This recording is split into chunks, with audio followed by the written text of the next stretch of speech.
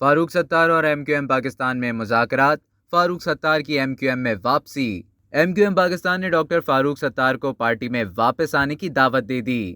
متحدہ قومی موومنٹ پاکستان اور ڈاکٹر فاروق ستار کے درمیان رابطے تیز ہو گئے۔ ایم کیو ایم پاکستان نے فاروق ستار کو پیشکش کرتے ہوئے کہا کہ وہ پارٹی میں آئیں اور پتنگ پر این اے 245 کے ضمنی انتخابات لڑیں۔ توقع ہے کہ ڈاکٹر خالد مقبول صدیقی آج مذاکرات کے لیے ڈاکٹر فاروق ستار کے گھر جائیں گے۔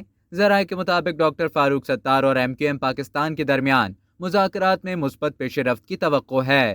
ڈاکٹر فاروق ستار کا کہنا ہے کہ اگر وہ پارٹی میں واپس آئے تو این اے 245 کی نشست سے دستبردار ہو جائیں گے۔ واضح رہے کہ ڈاکٹر فاروق ستار نے 2018 کے عام انتخابات میں ایم کیو ایم کے امیدوار کے طور پر حصہ لیا تھا۔ فاروق ستار 2018 میں اس حلقے این اے 245 سے دوسرے نمبر پر آئے تھے۔ 2018 کے عام انتخابات میں اس حلقے سے پی ٹی آئی کے رہنما ڈاکٹر عامر لیاقت حسین کامیاب ہوئے تھے۔ ڈاکٹر عامر لیاقت حسین کے انتقال سے نشست خالی ہوئی ہے، جہاں پولنگ بدھ 27 جولائی کو ہوگی۔